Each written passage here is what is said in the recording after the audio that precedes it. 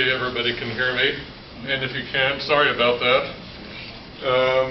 Let's see. Well, I'm Clint AD7VF. You might know me as the web SDR guy. Let's see. That's one of the things that I do or maintain. So hopefully we get this up. Get this back moving. Thank you.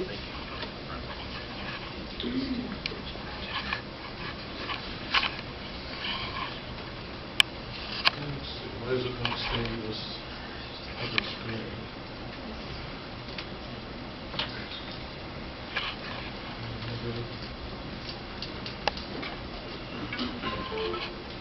There we go, I think. Okay, it's not doing what I thought it would. All right, been licensed, if you can believe it, for over 40 years. Doesn't seem possible.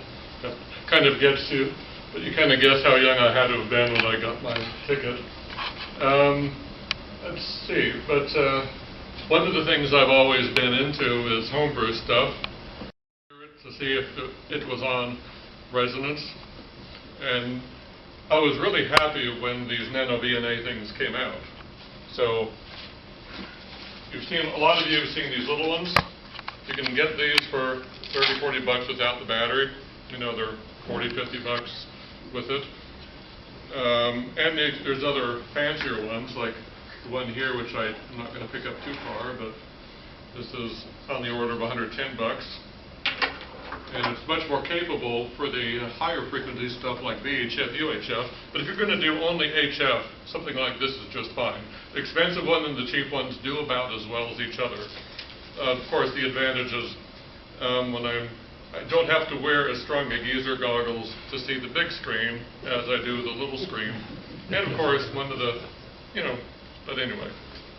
This one here, in case you're wondering, I sewed this case, and there's some thin PC board material in this pouch to keep it from the screen from being smashed, because this gets thrown in the box with a bunch of tools. You also notice that both of these, see, there's the bag here. I have clipped to it the zipper nylon bag, and that has the things you really need, like all these adapters to everything. All the way from BNC to even F, UHF, and barrels and everything else, an attenuator or two. And if you're going to use a NanoVNA, don't put it in the bag with the NanoVNA, you'll just break the bag or the unit. Zipper it here, because you'll always find out that you do not have the right connector that you need to connect to whatever it is. Anyway, so so you might wonder what the heck is a NanoVNA. It's an antenna analyzer, but wait, there's more. You might wonder what the difference between a NanoVNA and an antenna analyzer is, and you've probably seen these all over the place. The club probably has them. Now, if you're just going to test an antenna quickly, these are great. It doesn't hardly take any time to use them, learn how to use them, and it just tells you whether the antenna, the power is coming back at you or not. It doesn't tell you if the antenna works. It just tells you if there's power coming back. There's reasons why the antenna doesn't work. It could be a dummy load, it could be a coax full of water. But anyway, it gives you a general idea that things are what they are. Let's see. Many antenna analyzers use a wideband detector, though. So what that means is that anything coming into the antenna port will cause the meter to go up in reflected power. For example, at my house, I could not use my antenna analyzer on my vertical. The lowest SWR I could get was like 2.5 to 1. The reason wasn't that the antenna was bad, it's just that the AM broadcast stations, 1320, 1160, 1010, who knows what else, were giving enough power back into my vertical that it was reading it as reflected power, which meant that I had to kludge up a simple high-pass filter to make it so I could get a general idea. This is before I had a VNA. But the problem with that is anything you put like that in there has a tendency to change the impedance, so all it can tell you is maybe the antenna is good, maybe the antenna is bad or not. So these antenna analyzers almost universally are non-selective. That means they're not tuned to the frequency they're testing at. They're tuned everywhere, anything coming in. You keep your handy-talkie near one of those antennas, you see the SWR going crazy. Okay, so let's see here. Well, the thing with the NanoVNAs, though, I think I mentioned this a bit later, they actually have a tuned receiver. I'll show how that works a bit. So, but which is better? Well, it depends on what you want to do. The NanoVNA is actually the cheapest alternative for antenna analyzing. As I said, 50, 60 bucks for one of these. It'll tell you more than you probably care to know or want to know. And it'll tell you over a huge frequency range. This one here is good to a gig, more or less. And you have if you wanted to get a Rig Experts gig analyzer, that's going to run you north of $1,000, as I recall. I mean, they're very nice, and I've used them, and they're also slower if you're not used to them.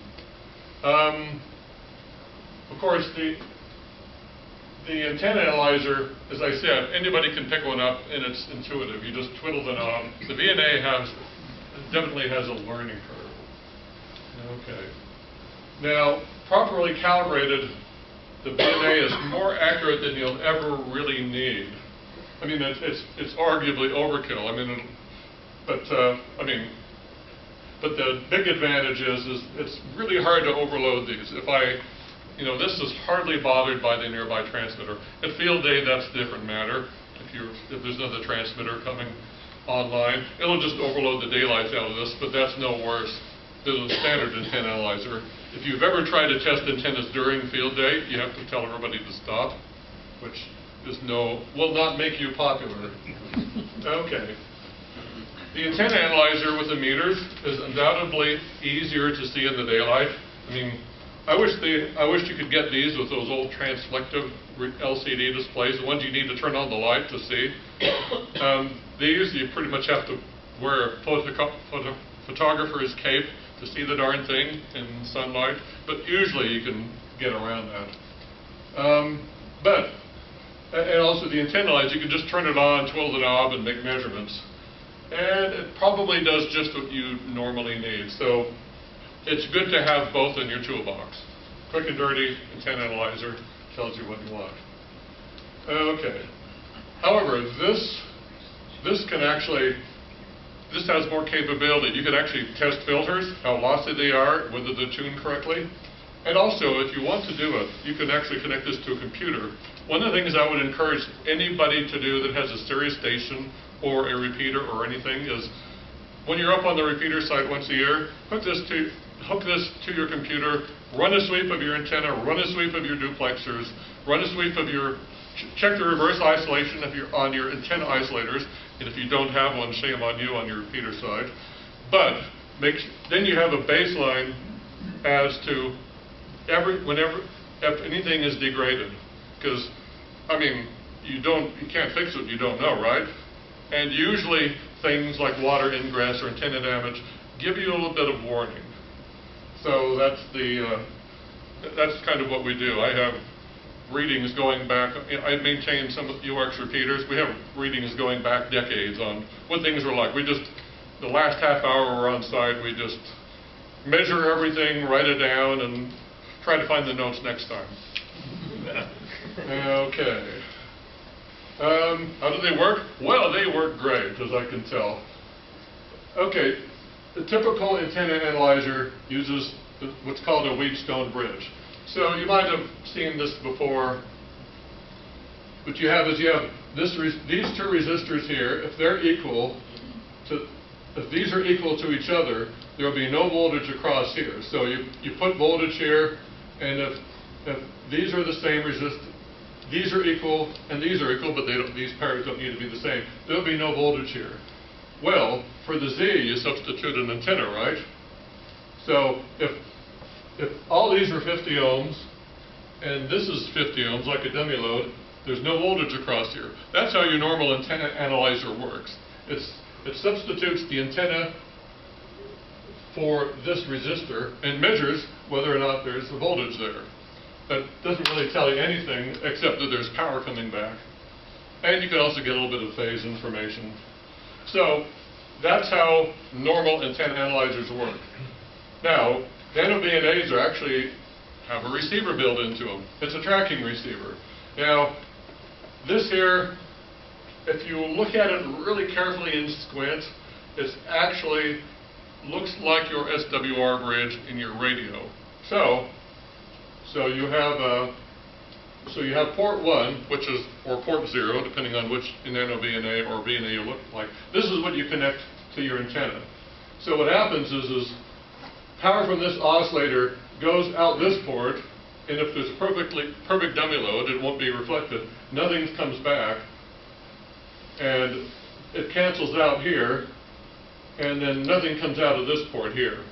In the event that something does come back, like you have reflected power coming back, there's another oscillator tuned just a few hundred hertz or maybe a kilohertz off of the one that's outputting to your antenna, and it mixes it, and it makes audio. It literally makes audio. These have an audio receiver in them. So, and then there's an A to D converter that picks up the audio. Now, since these two oscillators are kind of in lockstep but apart from each other, what you can do is measure two things. How loud the audio coming back. Literally, if you put an amplifier right here, you hear a tone. The louder, the worse the SWR was, the quieter. So that is how you can measure how much reflected power comes back. The other thing too is you know what the phase of these oscillators are with respect to each other, so you can actually tell if it's capacitive or inductive coming back. So if your antenna is too long and you hook this up, you can tell if your antenna is too long. Oh, it's what is it, plus J, I think, if it's too long? No, it's minus J if it's too long. Well, let's see. Yeah, I figured that out. It's inductive if it's too long. There we go, because it's low. So these are literally receivers. And that is how they can do the magic they can do. Yeah, that's just what I said. Okay. Now, I will call port 1 let's see, this is actually not a VNA. This is a tiny SA. But anyway, it makes it wrong. Now, one thing that is kind of confusing, as I mentioned, what just happened here? Got reflected power. Oh, there we go. This has a blank button conveniently located next to everything. Okay. One of the things about NanoVNAs is they have two ports. The first port and the second port. Some of them are labeled port 0 or channel 0. Some of them are labeled port 1, which is confusing as all get out. The first port. That actually listens and receives at the same time. It sends a signal out and it receives reflected signals coming back, just like a normal antenna analyzer. And of course, as I mentioned, what it kind of natively measures is return loss. So, as an example, if half your power is coming back, which is like an SWR of, what is that, 3 to 1, 4 to 1, something like that. Let's see, I actually wrote it right here. A 3 to 1 is quarter of your power is coming, 25% of your power is coming back. It's 6 dB down. That just translates to SWR. I prefer to have it in SWR mode typically because that's how most of us think. But you can measure the dB coming back if you're one of those broadcast engineering types. The second port, though, is for through measurements. Now, normally you wouldn't use this for antennas, but if you're going to measure like loss of coax cable, how good your cavities are on your repeater, how good the filter is that you're taking the field day, somebody dropped it or ran it on ran a 20-meter filter on 40 meters and tried to use the antenna tuner to force match it. You better darn well check it on a NanoVNA to make sure it's still what it's supposed to be. You can also use it to measure the gain of an amplifier. I can show you how to do that. I don't think I'll have time. But supposing you have this random amplifier, you can actually use one of these to see, well, how much gain does it have and over what frequency? Now, you can do that. Or does it work? Or you can measure almost anything that is RF. I've used the NanoVNA to actually, number of times, check traps on antennas. give you measurements of, the manufacturer gives you measurements on where to set the traps. They're never right. They're within 5%, but if you know about Yagi antennas, 5% means forward gain or no forward gain. So you can check that. If you want to know how to do that, you can talk to me if I don't have time to go over it. But it does involve NanoVNA and an antenna. You can do that. Okay. Okay, now there's something you will see with VNAs called the reference plane. Now that sounds like an ominous or complicated thing, but it is, all the reference plane is the stuff you have, taking it all into account for your measurements. Your cables, your connectors, everything will affect your measurements. Loss, phase, delay, whatever. However, the NanoVNA is a computer, and if you put known stuff on it, like shorts, opens, and loads, it can say, oh, well, I see this, somehow the cable or the VNA itself messed up these measurements, but we'll do math and we'll cancel all that out. So for the most part, the VNAs can undo the mess up that your cables and everything do to the measurement, because it's a computer. It's smart.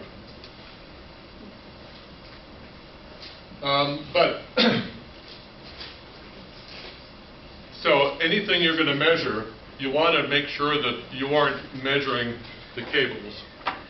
Like a filter or an amplifier or something like that. You want to make sure that you're not actually measuring the deficiency of the cable. So it can only do so much, so make sure you have decent cables associated with it.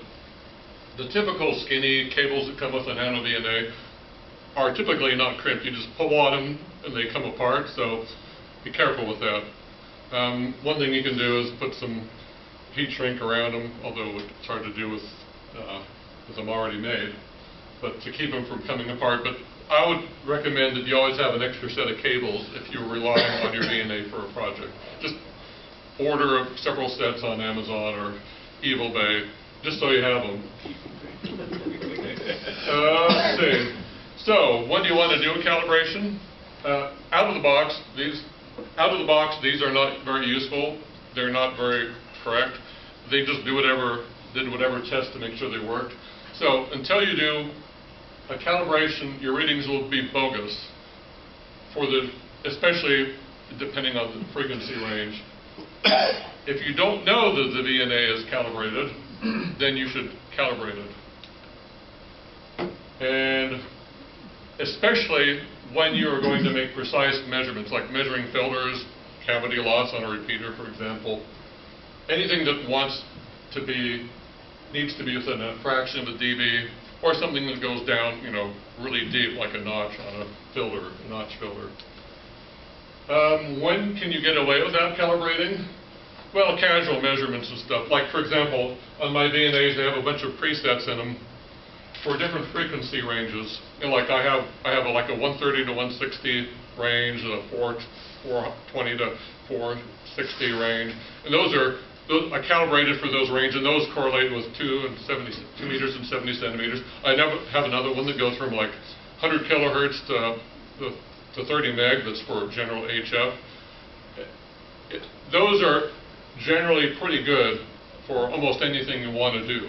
So those are the canned ranges. I have them stored in there. I just bring them up, and then I know that if I zoom in, the calibration is pretty good. These don't vary much with frequency. They're pretty flat, as it turns out. Amazingly so for as cheap as they are. So, and if you don't need ultra precision, that's fine. Now, if you're going to measure something like a cavity, you want to know, like, is it 1 dB loss or 1.5 dB loss? You want to zoom in on the range you want to do and do a total calibration. Now, the calibration is referred to as SOLT, S-O-L-T. So, when you get your NanoVNA, you get several things that look like dummy loads. One of them is a short, and it is what it says it is. It's this connector. If you look inside, it's actually the center pin is shorted to the shell, because that kind of gives you an idea. What does the coax look like when you short out the end? Open is what it is. Most of the time I don't even use it because I leave the coax open. And you can get away with that under a few hundred meg. I mean, up to 70 centimeters, you can probably don't need to put this on.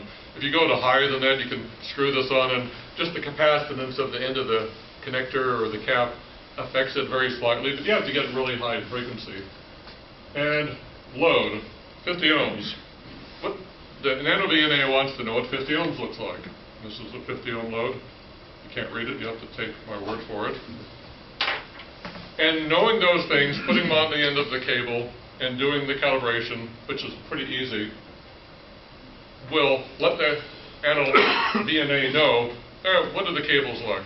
What are the losses like? And also inaccuracies with the VNA itself, because even though it's pretty flat, it does drop off with frequency, but if you know how much it drops off, you just add the number back. Then the T is the through. Unless you're going to measure a filter or something, you really don't need to know how much loss goes from this port through the cable to this port. But that is how you measure precisely the loss of a filter for something, like a low-pass filter on your transmitter or something like that. So-called S12. By the way, you'll see this all the time, like S11, S12 measurements. Okay, so as I said, the people that made the NanoVNA probably didn't know about VNAs. In the industry, I think port 1, port 0, well, port 1 is the source port, port 2 is the through port, typically, where you're receiving stuff, typically. So they call it S12 for through measurements. So the signal comes out of port 1 into port 2. So that's what S12 means. If you're going to measure SWR, it's called S11 because that's both port 1. So the first one is always where the signal comes from. The second one is where it's measured. So if you see those numbers, don't be too confused. Just try to remember what I said. Okay. Now I get to try to switch to the camera. So I will just quickly go through the calibration here. If this thing wakes up. There we go. We have a NanoVNA. Now, you might be wondering about using the NanoVNA with a computer. That's be a whole meeting in itself, and it'd be somewhat specific to your VNA. Although there's NanoVNA Saver is a program you can hook to most of these. They'll let you remotely control and do more stuff. I almost never use it because I use this as a field measurement device rather than documenting device. I have another VNA that's not a NanoVNA that I've had before that is a bit more user-friendly if I'm going to do measurements on sites, and it's a little more bulletproof than these. But these are invaluable in the field, and they work by themselves. The other one I need to connect with a computer. So, now, this is, we're going from 100 kilohertz to 60 megahertz. This is, I guess, my general HF through 6 meter thing. So let's see here. So we have a port.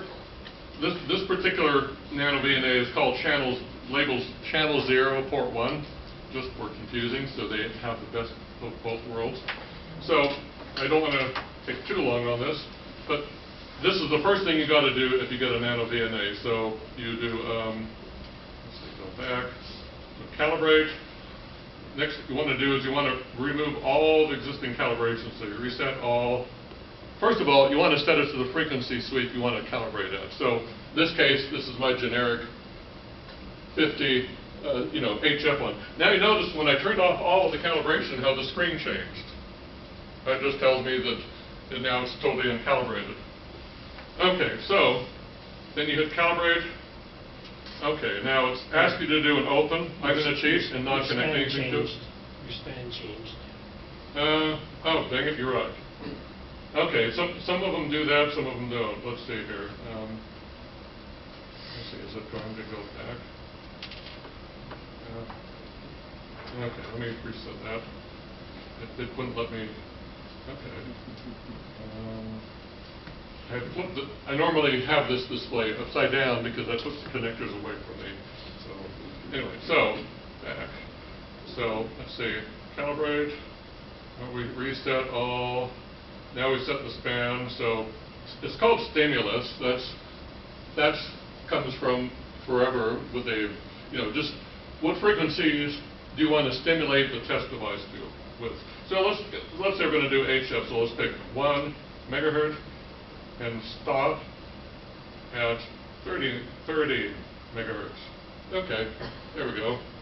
And we go back into, since we've already cleared the calibration, we don't need a clear all. So we calibrate, and normally you would screw the open load on there. So wait for it to get done. The button will ungrade itself. See, now it's checked. Now screw the short on. Now if you mess this up, you will get totally nonsensical readings.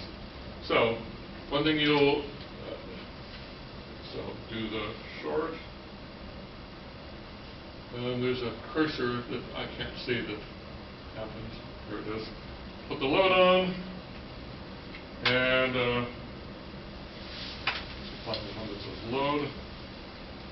And I can't emphasize how important it is to do this at least once for every range you're going to do. Okay, that is done. Now there's another one called isolation. There's a little bit of leakage between these ports, and if you're doing a through measurement, this can kind of can't tell what my leakage between these look like. And it'll improve, like if you're going to measure a filter, how much attenuation it has, this can help do that. Now the through one, you have to bang the input and output together. Now if you notice, so this blue line at the top, I'll give you it right now, this shows how much loss there is. This line right here at the top is 0. You can see since it's uncalibrated, it's below that a bit. So we know it's not calibrated. But if I do the through thing, let it do its thing, and in this case I don't want to save it, so I'm going to do done in RAM, which is temporarily save it. So now you notice several things. SWR is way down here. It's oh, I reset it, so it's the reflected is like -48. That's like, I don't know, 1.02, 1.01 SWR, and the loss right here is nothing. So zero, about 0. So that makes sure, with the cables banged together and everything showing like 50 ohms and everything, I know that this thing is ready to go. Okay. Now, these things, a lot of these things can do 3 or 4 traces. And one thing you want to do is, you'll see them here. It's a bit confusing. You have to see which one's highlighted. So there's a yellow, cyan, green, and a magenta trace. And if you put all 4 traces on, it gets confusing as all get out sometimes, especially with the small screen. Now, I have it a bit confusing here because if you see, there's actually 3 traces going on here. I have, this is the through, this purple, this cyan one is the through trace. Like, how much loss is there in the cable? Well, the cable is not lossless, but compared to, since I calibrated out its own losses, it's 0. SWR is low, that's this one down here. I don't know what this one is. It's the phase, so there's a bit of phase shift in the cable because it's this long compared to the wavelength. It's a few degrees long at the wavelength. And also, see these circles here, that's a Smith chart. That's a whole other story in itself. Suffice it to say, the top part means whatever you're connected to is inductive. The bottom part is capacitive. So that kind of tells you if you're trying to tune an antenna. If it's up here, your antenna is probably too long. If it's down here, it's probably too short on this side of the line. But right here in the middle is exactly where it should be. That's 50 ohms, no SWR. There's, you can, everything else. So you probably want to shut some of the stuff off. And you can actually configure it and save it if you like. So I will, you notice I had to click it twice. So go in and shut off the green one. You notice there's a check there. I click it again. It goes gray. So, and now we're just left with SWR or return loss. Now, I don't want return loss, so this says log mag, which is magnitude of the signal logarithmically or in dB. So I switch it to SWR, and kaboom! Here we go. 3 to 1, 1.25 to 1. Now, right here, you can actually adjust scaling. Each one of these is 0.25 SWRs, but I could change this to 1 or 10. Right now, this will only measure up to 3 to 1, but you can measure up to like 100 to 1 SWR. It's not particularly accurate. And I'll show you. And that is done by simply changing the scale. Like right here, you select the trace you want to change. So scale division. So let's do 2 SWR units. Hit enter.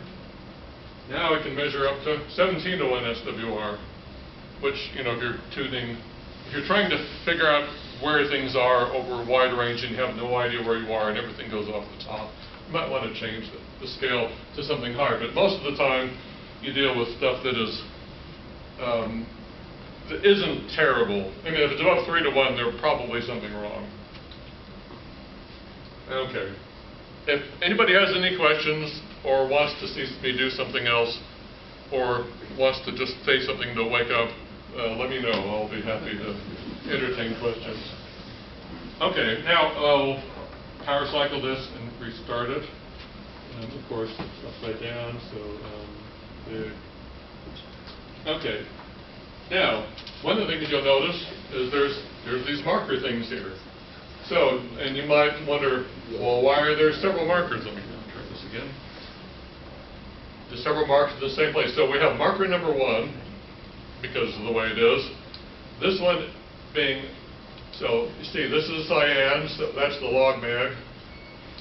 Why is it doing, oh, okay. That's the through one. So we know that one's the dB loss. The green one is the Smith chart, and the yellow one is SWR. So the Smith chart doesn't tell you the frequency, it just tells you at the current frequency where the marker is, where you are resistive or inductive or capacitive. But these here, these two here, the SWR and the loss, change with frequency. So, oops, my hand was not transparent today. So you move these around and you can see what frequency the marker's on. So if you have an SWR bump somewhere, you can zoom over to it. I'll demonstrate this shortly and find out, like, there's this little bump here or dip. What is that? And what's the SWR? Move the cursor around. You can have a whole ton of cursors, like, or markers. Select marker. You can have 8 of them. That's really cluttering up the screen. You can also select the delta mode, like, okay, this thing is like, this part of the filter is like 3 dB down. Where's another place that's 3 dB down, or it's like, and you can, if you don't want to do the math in your head, you can also say, okay, relative to this, where it was, how far down is it? Like if you're going to measure how wide a filter is, like 3 dB down is a common measurement on like a receiver filter. Okay. Let's see if let me find oh, here it is. Okay, this is, you know what this is? This is a step attenuator that I can put in arbitrary amounts of attenuation on this. And I don't know anything. Supposing I buy this filter and I pick it at swap meet and I know nothing about it. Well, if you're really nerdy like I am, you can take your NanoVNA to the swap meet and check it on the spot. So, supposing I don't know anything about this guy, so I just connected in. I used my handy adapters that I brought with me, because this is a BNC one. So I'll pop these on. You can only pre-stage some of this. And in this case, since we're looking at how much loss something has, we're going to look at the cyan or blue trace. Okay, so let's see if this thing lies at us. So I'll set it to 20 dB. Okay. Oops. Put that back on the screen. Stay there. All right. It's a bit. Oh, what do you know? 20 dB. Well, so we know that attenuator's good for HF. So let me do a recall here. Let's see here, recall. And this particular, not all of them do it. This one gives you what frequency ranges are stored in the recalls. A lot of firmware just has like number 1, number 2. But let's see how. Let's go from 100 meg to 4 gig on, or 1. Let's see. Do I have one? 100 meg to 4 gig on this to see how this thing works. Okay. Well. Okay. Cables are okay. Okay, now we see, oops. Cables are pulling this everywhere. All right, we can see, we know this is the 20 dB line, but we notice up here this starts falling apart. So let's move our cursor around and find out where does this thing fall apart. So I will, so we see here, so at the top of the screen you see that we're at 20 dB. Let's say how good is this to 1 dB down? Okay, 763 meg. So this, we can assume this step attenuator is probably decent to 500-ish meg. So this is probably okay on 70 centimeters. In fact, we can find out. Let's move over here to 70 centimeters. Yeah, it's within half a dB. Good enough for most people. You know, good enough for government work. And also the SWR. You notice the SWR is like 1.25 to 1, and it's, what is this? 1.3 at 70 centimeters. So it's not a great filter, but we know it's great at HF, and it's probably kind of useful up to 70 centimeters. So we can decide how much we want to give the guy for this at the swap meet table. Okay. Okay. One of the other things that is helpful is you have random lengths of coax. You talked about having random lengths of coax in the shed. Well, are they any good? Hopefully they have connectors on them. One thing you can do with these is you can decide whether to keep it or send it out to recycle. So here's this unknown piece of coax. Well, I know it says RG, what does it say? RG59, which is 75 ohm coax. But let's see what that looks like here. Let me put these adapters on, and we can take a look-see at this thing cable. And this will also show something interesting to let you know, if you didn't know this was 75 ohm cable, this will let you know that 75 ohm cable. Okay, here we go. So I will put this in. Let me zoom out. Let me recall. Let's go to 70 centimeters. Okay. Now you notice something interesting here. This SWR is going wee, wee, wee, wee. Well, if this were a 50 ohm cable, it wouldn't do that. So what we have is we have that chunk of cable transforming the impedance, because that's what quarter waves do, through here. So we see the SWR goes up to like 2 to 1, and some places it's down, pretty low. So we know right off that this isn't 50 ohm cable, or if it is 50 ohm cable, there's something wrong with it. But I happen to know that I can read RG59, so I know this is 50 ohm cable. If you have cable that has gotten water in it or something, that you know is 50 ohms, and you see this, and you know you're connected to a 50 ohm load at the other end, throw it away, or give it to somebody you don't like. We also can see up here, this loss here, it's about 1.25 dB. I don't know how long this cable is. But we could run the numbers. It'll be a little bit higher because of the mismatch, but you can kind of get it.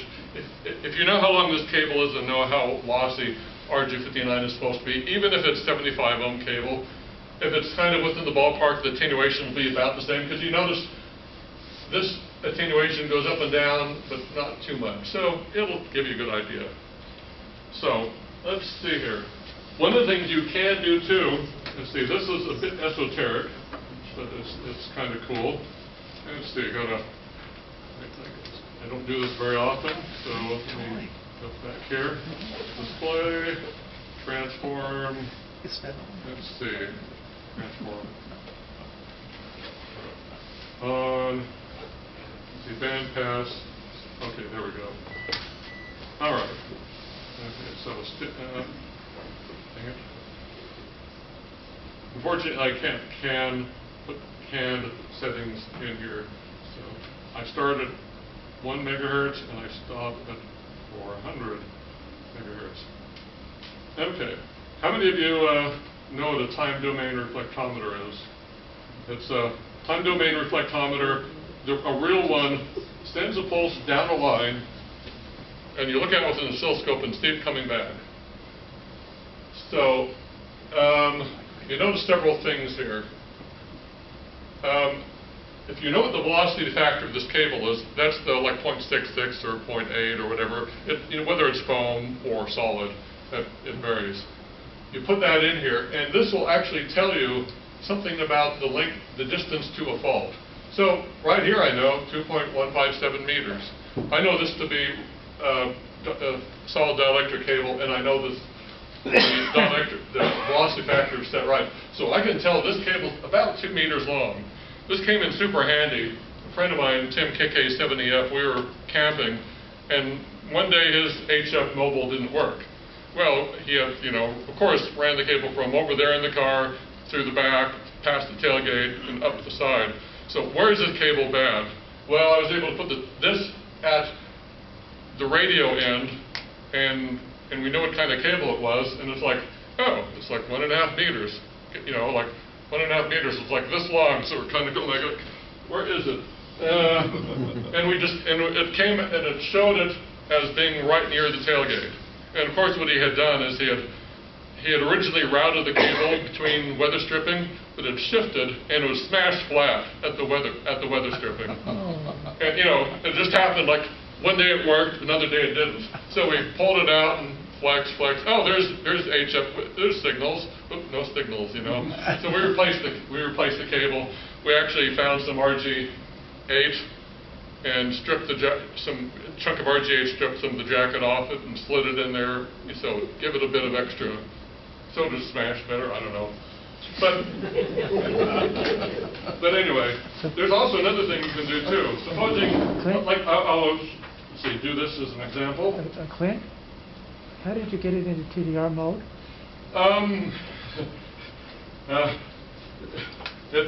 It's probably best to go online, but there's a transform mode. Okay. You saw me go into a menu that says transform. It's that one. Okay, so okay, this one isn't showing too close. Oh, okay. All right, I have extra clutter on here. So what I did just now is I inserted in a length of RG58 in with some RG59. So we know by doing that, so we now have a total length of roughly, let me go over here, what's this say? 4.5 meters. But you notice down here, it's on the yellow traces, we have some extra bumps. So, and we have on both sides. I probably should have set this up better or made a more glaring example. But if you have a coax that is bad, and you can get extra bumps on this. Like if part of it's crushed, or you have a connector, a barrel connector that's leaking or not right, you'll get these extra bumps. Because normally, the only thing, if you terminate this correctly, the only thing you should ever see is the end. In the case of the NanoVNA, because you can measure how long the cable is going through it. Let's see. In fact, let me disconnect this. Disconnect my second port. Put a dummy load on. That should probably clear things up a bit. Okay. Let's see. Okay. So what we have here. Are a couple instances. So we know our cable's this long, so we measured it earlier. But you notice this little bump right here. That shouldn't be there. What that really is the fact that I stuck this barrel in here, and we suddenly changed from 50 ohms to 75 ohms.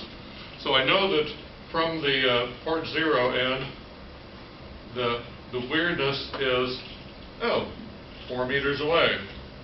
So I can measure how far along the fault is if I want.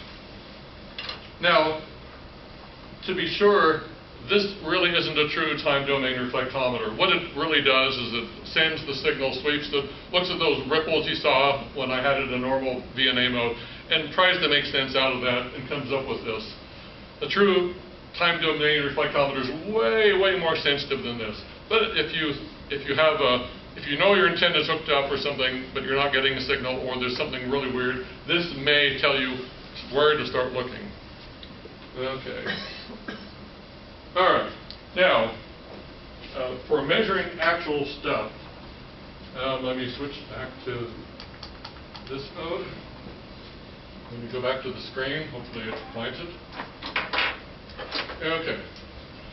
Now, after I gave this talk at the DCC last year, or a similar version, I had a couple people ask me, well, can you use this to measure a repeater duplexer?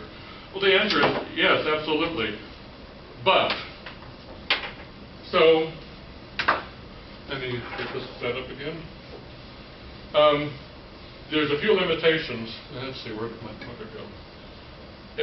One thing it is, even the cheapo one can do is, if you want to do the calibration I talked about, you can measure the loss through the duplexer, make sure it is tuned properly, make sure it's 50 ohms.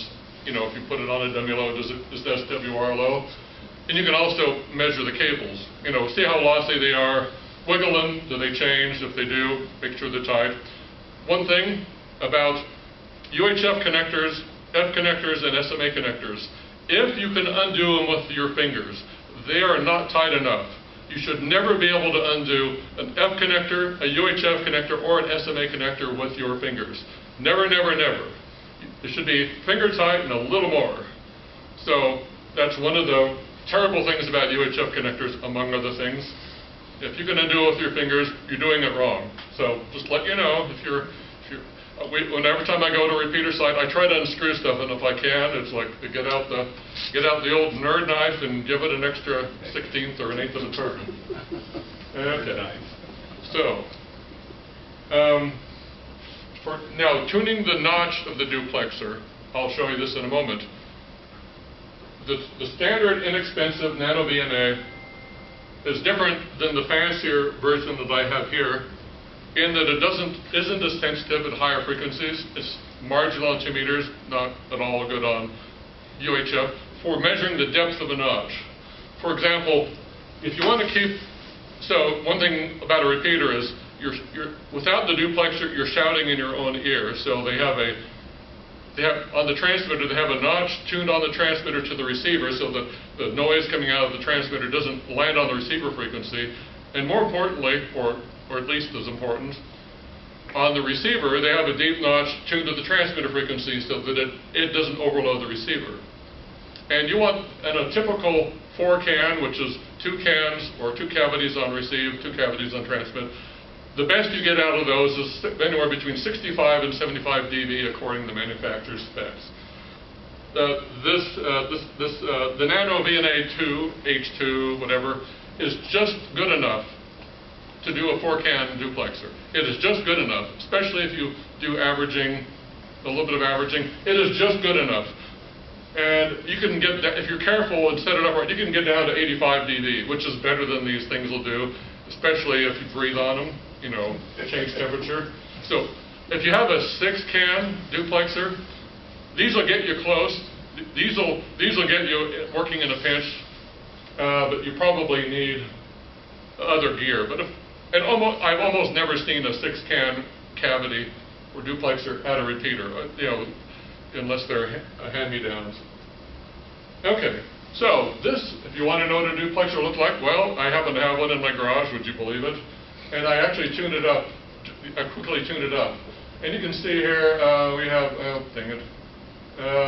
Okay, I had it in SWR mode. But this marker is at 75 dB down, and this is the notch. This is tuned to, I don't know, 6.2, 6.3, 6.4, somewhere like that. Because, you know, so this one is about 1.5 dB loss, which isn't bad. We lose maybe, 20%, 25% of our transmit signal, which is normal for a duplexer. And we eliminate the transmit signal, or we notch out the receive signal by 75 dB, which is a factor of, let's see, what is that, about 40 million, 50 million, I think. 50 million to 1. That is pretty good. And you look at this, you think, oh, that's a good duplexer. Let's see here. Okay, but there's a thing here. You measure the close end of the duplexer. You know, like, okay, we have our capacitor notch. The repeater should work fine. But don't stop with that. Chances are, if you're at a site, almost all of their sites have other transmitters and stuff out there, and you might want to see what the duplexer's not doing at those other frequencies. This is that same duplexer, and this is like every damn duplexer I've seen looks like this. Okay, here's our notch. But look, at the FM broadcast band, 220, 450, that's like, what is that? That's like 3-4 dB down. You might as well not have it there. I mean, the duplexer doesn't do a flippin' thing when you get way off frequency like this. I've never seen one that isn't like this. So the only ones that I've seen come close are specialized ones coming out of like combiner networks, where you have multiple transmitters on the same antenna. Hams almost never see those, or if they do, they take the parts and make a duplexer out of them. And also, here's the real killer point. Radios made for repeaters prior to the 90s almost always had like helical front ends in them. You could put them on the side, and that doesn't matter if they were getting, a quarter watt from the FM broadcast transmitter or the TV, UHF or VHF TV transmitters. They didn't care. Now, fast forward to these days, ICOM especially, Yaesu, pretty bad. Those are just HF mobile rigs in a box, literally. And many of the Motorola and other brands are similar. If you've driven around town and heard overload on your radio, that's the same radio you're putting on a mountain with no filtering, where there's a lot of transmitters nearby. What do you expect to happen?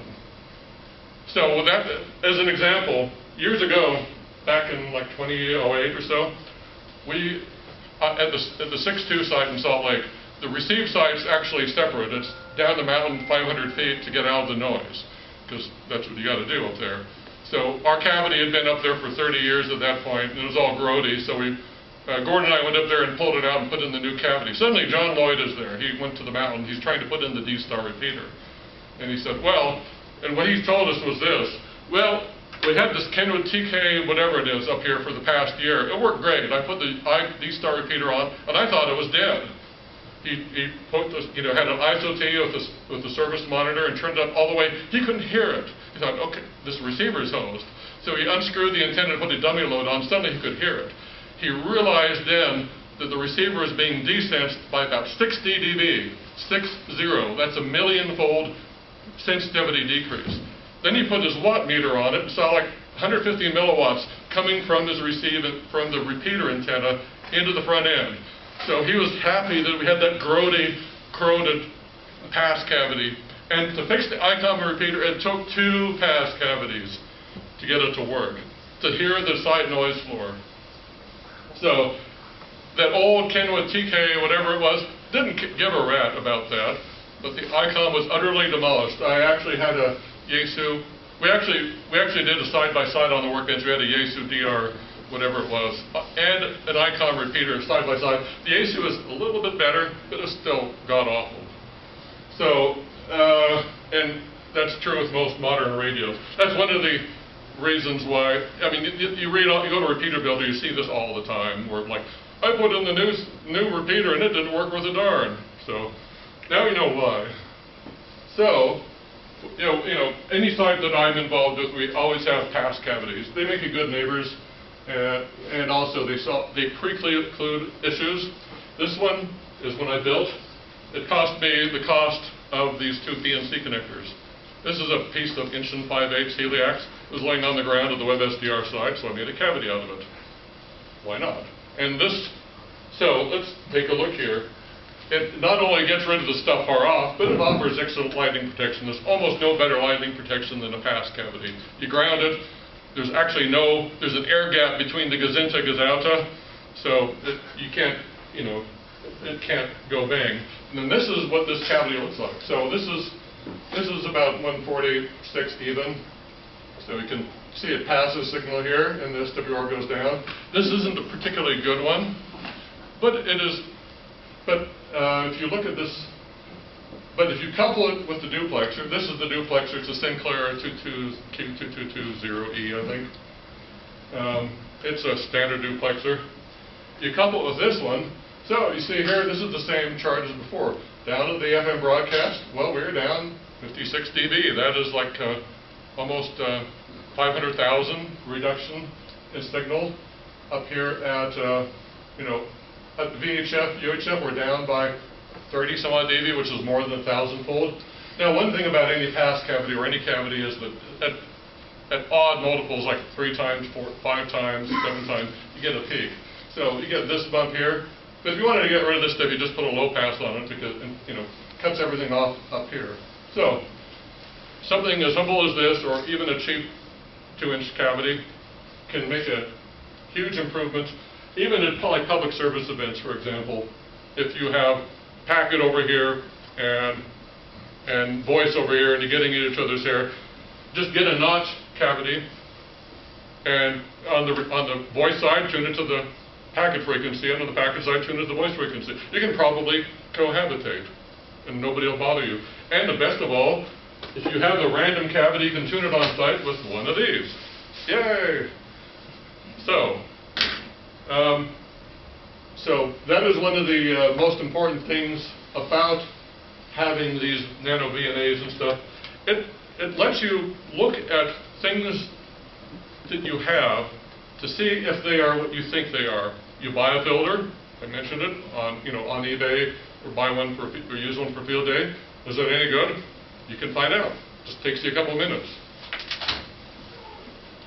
Okay, I don't think we have time to measure the amplifier, but anyway,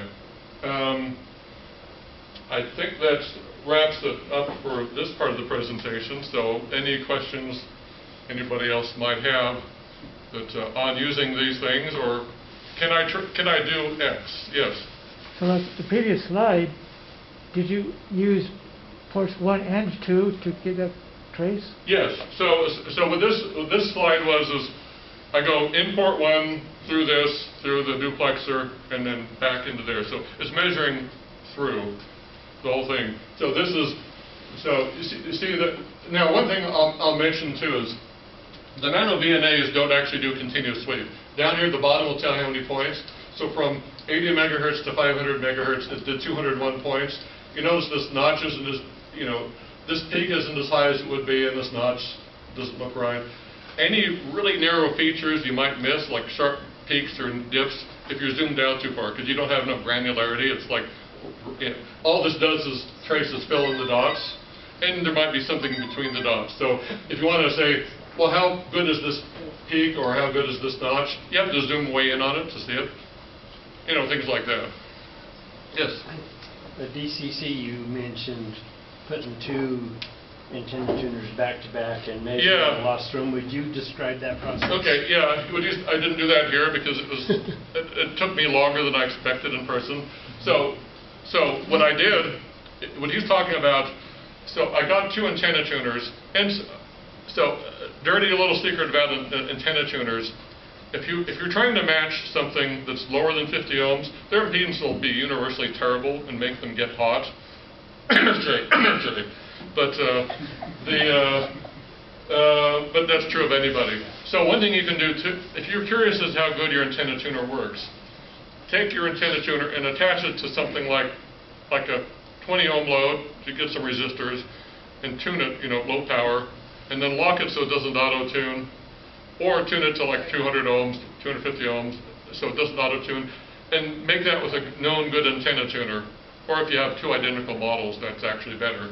Then you take it, so you have the first one, tuner A, so it doesn't tune.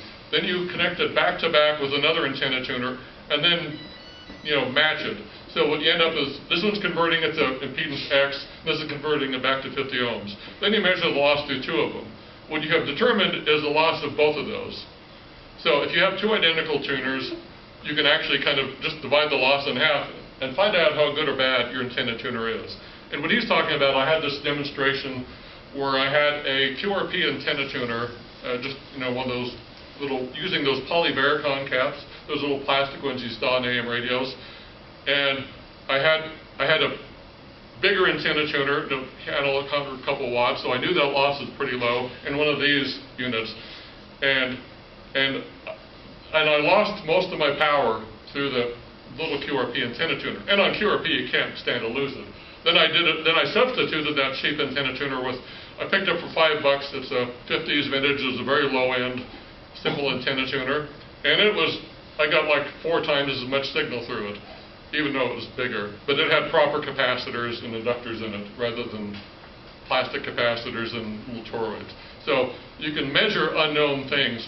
If you want to know how good your 49 to 1 fed halfway balun is, make 2 of them, bang them together. Better yet, if you say it's 2,500 ohms, go find an impedance, an attenuator calculator on the web, like you're building it for like 2,700 ohms, built with resistors, 10 dB, 2,700 ohm attenuator, put it between the two, and you know you're going to get 10 dB, right? How much worse is it if you bang 2 of them together? Well, how much worse it is, then you can figure out how lossy those are.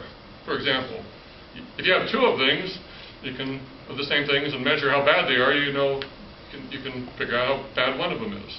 So I saw another question. Yes? How do you use these, or can you, to find RFI in your house? These don't do that. NanoVNAs do not make good receivers. They have receivers, but here's the problem. I mentioned 201 points.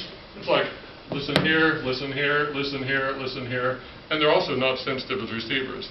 So if I hook this up to an outside antenna, I can, on the return, on this plot, I could see a few spikes for FM broadcast stations, but I'm missing half of them because it's like, it'll just skip over them. You zoom in. So these aren't good for that. What I would recommend is the Tiny SA, a $50, $60 spectrum analyzer. There's a newer version now that's like $110 that goes up to a couple gig. But this one goes up to 800 or 900 meg. Now, with the slot antenna, it's a terrible match for 50 ohms. So if you can see HF interference on it, that means it is really bad. Like you walk up to a wall wart, you'll see it, but if you have buzz and noise in your house, it won't pick it up unless you put an active antenna on it. But $50, it's a spectrum analyzer. How can you beat that? Any other question? Okay, I think I've knocked everybody out. So I'll be here if you have any questions. So One more question. Oh, sure. Did you say you have a YouTube channel? I don't. I have a blog, A blog. k7oei.blogspot.com. So, but yeah, and I'm k7oei@awrl.net if you want to ask questions. Now, my preference is one last thing. My preference is for this type of VNA. This is the SAA2N sold by R&L Electronics. Now, if you go online and see about this, there's a small civil war going on in the NanoVNA community. The people that made the NanoVNA2 are saying they stole the idea, and the other people say it's fair, it's open source. So, there's a pissing contest. So, but this is the only one that is a metal case with N connectors on it. They have a new one with a 7-inch display that has... Yeah. Now, I chose this because it has N connectors on it. It's a metal case. I'm not going to break these connectors. But SMAs, you disconnect them 100 times, they're probably worn out. N connectors, if you're careful, you can reconnect them thousands of times. So, and I can hang this, and I'm not worried about anything. I can hang this by the cable, and I'm not worried about it breaking, which is why I prefer this. My answer to people that are complaining about it, like, make one with a dang metal case with N connectors on it, please. I'd buy one. So anyway, and this is also fundamentally different, in many ways from the simpler one. This one, the oscillator only goes up to like 150, 200 meg. It uses the harmonics, which get 9 dB weaker, which is why the sensitivity drops off. This one actually has oscillators and detectors that are rated to about 4 gig. So the only reason this doesn't cover well to 4 gig is the circuit board and components aren't quite good enough. It's good to north of 3 gig, reasonably. And this is, nowadays, these are like $110, $120. I mean, it's a heck of a deal. So, Anyway, any other question before I let them go? Or return you back to sanity? I have one. Have you updated the firmware on that before? Yes, it's a bit hard to find. It supposedly works as NanoVNA Saver, supposedly, but I don't use it. NanoVNA Saver, the new firmware does. The old one worked for something like QT something, I forget what that's called. There's a name in it. But since I don't use this with a computer, it's like, I know it's there, I tried it, and that's nice. Do you get the firmware from the manufacturer of that one then, or? No, there's a couple sources. There's a guy named Dislord that does this, and there's another one that has relatively recent firmware. And if you were to email me, I could point it at you. Okay. It's better than the firmware that came with. And they're adding features, but I don't know what else they'd add other than more memories or things. But this does about everything that I could want it to do, pretty much. So, anyway, thank you. Thank you, Clint. Thank you. Tammy's got refreshments back there. Hang out, talk, and ask more questions if you need to.